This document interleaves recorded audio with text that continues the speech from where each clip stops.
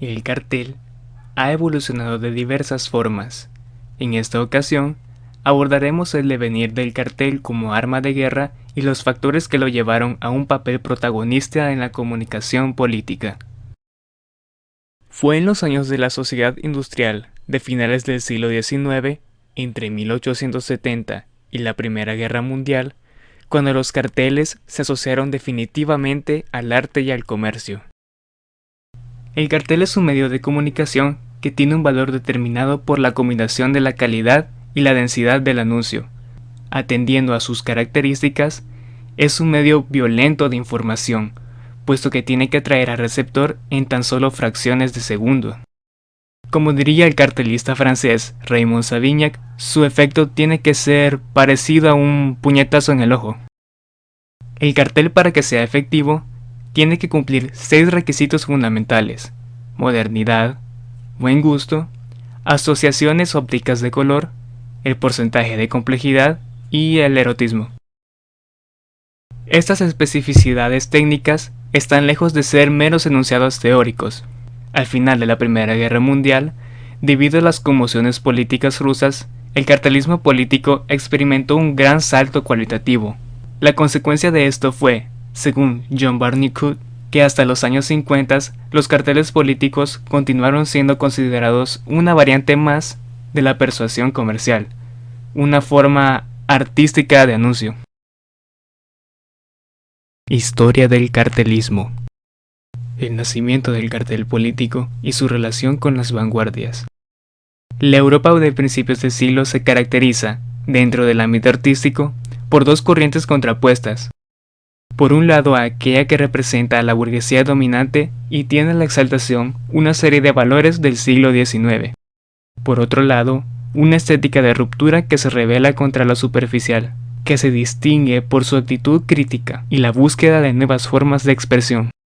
Estas dos concepciones del mundo, la conservadora y la renovadora o crítica, quedan claramente representados en los grandes conflictos que convulsionaron Europa en aquellos años, refiriéndonos a la Primera Guerra Mundial y a la Revolución Rusa.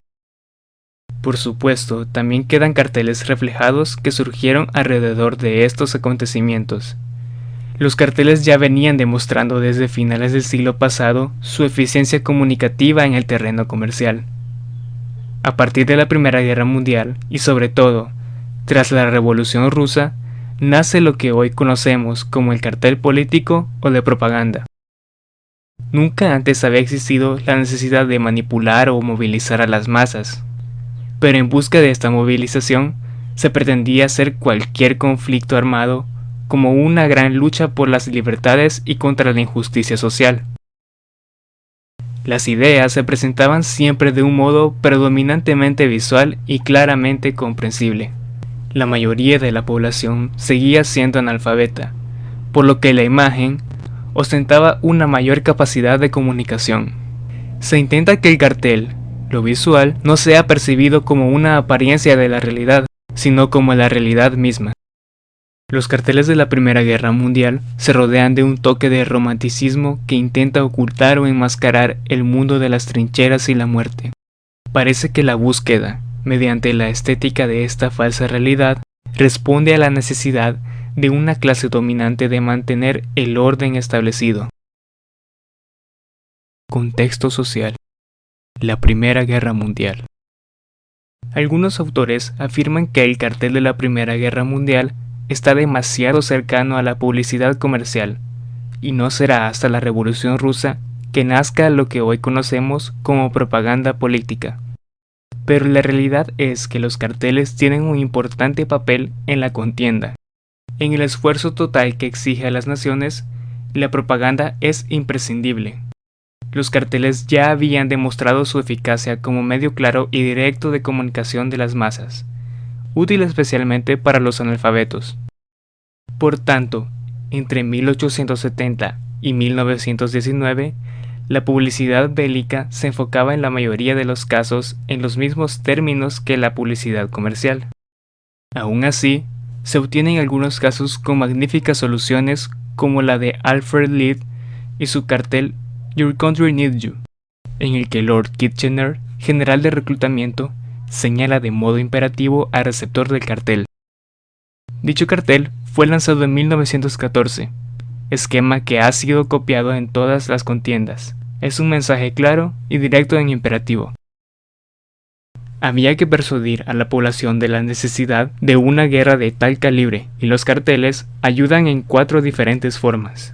1. El alistamiento. Este tipo de carteles contrarresta psicológicamente el sombrío aspecto de la catástrofe, ya que no pretende aludir directamente a la guerra, sino exaltar los valores patrióticos y caballerescos de la población.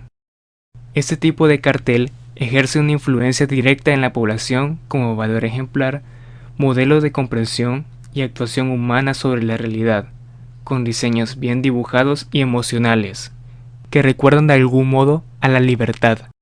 Howard Chandler Christie, con su I Want for the Navy de 1917, nos presenta ese mundo romántico, casi tierno de la guerra, muy alejado de la crudeza de las trincheras. En el caso del cartel de Jules Abel Favre de 1916, se muestra un joven con fusil en mano, levantando el brazo en una llamada a las armas con un gesto triunfal. Como justificaciones de la guerra, se presenta invariablemente esta como una cruzada en la que el enemigo es marcado como el gris señor de las tinieblas. Gerald Spencer Price realizó durante la guerra algunos de los carteles que más contribuyeron al desprestigio del enemigo.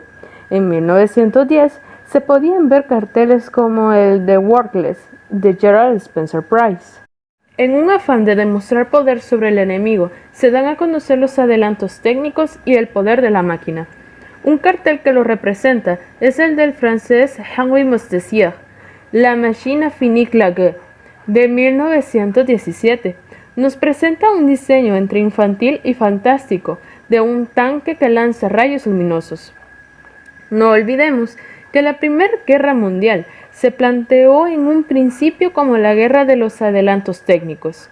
Por ello también encontramos ejemplos como el del cartel de Julius Engelhardt de 1918, representando un avión de la marca Delca que exalta los valores de la máquina. Se trata de un cartel rico colorido, se utilizan tintas planas, una simplicidad mucho mayor que los anteriores, la destrucción de la perspectiva y la creación de una nueva forma de percepción, así como el empleo del fondo de papel como elemento del dibujo. Por la pacificación, un buen ejemplo podría ser el cartel de Michael Vito de 1914, utilizando un rico estilo expresionista. Este cambio de estilo, esta asunción de las vanguardias artísticas de la época, se debe en parte al hecho de situarnos en Alemania, donde las vanguardias artísticas se vivían con más fuerza que en Inglaterra o Norteamérica, y en parte por tratarse de un cartel situado al otro lado de las corrientes ideológicas. Es un cartel de oposición, un cartel que pide el fin de la guerra y planta cara a esa burguesía dominante contra la que se rebelan los artistas de las vanguardias.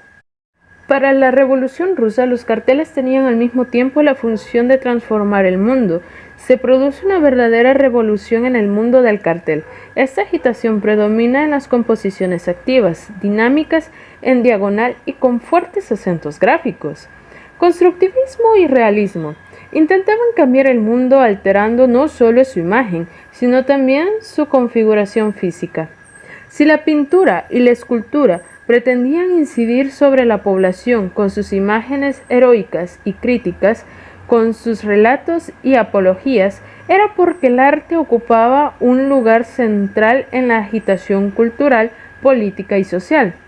Esa agitación tenía su proyección propia en el cartelismo, la gráfica y el diseño, en las caricaturas y el grabado, géneros y procedimientos destinados a las masas, a una intervención directa en la vida cotidiana. Para la novedad revolucionaria, la gran cantidad de propaganda que acompañó al desarrollo de la revolución, en la mayoría de los casos anónima y de muy diferentes tendencias, en cuanto al diseño gráfico, hace imposible establecer una sola línea de trabajo. para realizar estos carteles. Más o menos han quedado establecidos estos tres grandes grupos. El primero, la llamada las guerras. Los colores dominantes son siempre el rojo y el negro, debido a su fuerte dramatismo y a la vinculación con el ejército rojo. Se utilizaban tintas planas, trazos simples y la falta de perspectiva como una eterna exaltación del momento presente. Contaba con un diseño mucho más avanzado que el utilizado en los carteles de reclutamiento que veíamos en la Primera Guerra Mundial. 2. La necesidad de este cambio político y social. Se intenta reflejar la falta de justicia del régimen actual. Este tipo de carteles se caracterizan por el estilo expresionista y su falta de colorido. El presente es oscuro, debe ser transformado, consolidándose en el estallido de color, cuando las nuevas estructuras se han consolidado.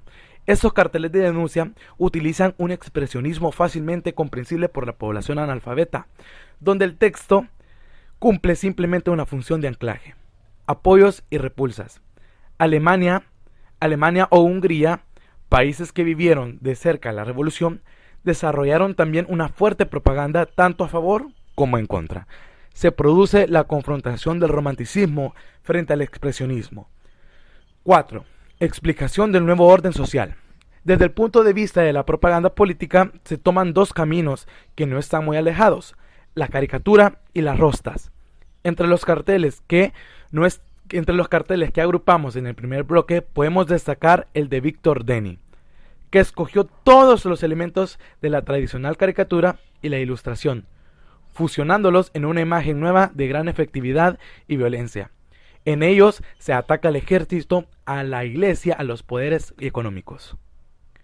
Las rostas eran láminas con dibujos llamativamente coloreadas, sobre motivos cotidianos, en tono humorístico y crítico, con una composición apta para la lectura fácil, generalmente lineal, incorporando texto a las imágenes. Su máximo exponente fue Mayakovsky. En otoño de 1919, Rosta, la agencia telegráfica rusa, comenzó a publicar pósters sobre cuestiones políticas que normalmente se exponían en escaparates. Mayakovsky pensaba que la publicidad era un conjunto, que era un vehículo para la agitación. Por tanto, no dudó en colaborar con marcas comerciales, utilizando el soporte como medio de agitación. Al fin y al cabo, la publicidad no es otra cosa que un medio de agitación comercial, que la Revolución Rusa supo transformar o compaginar con agitación política. 5. La consolidación de los triunfos establecidos.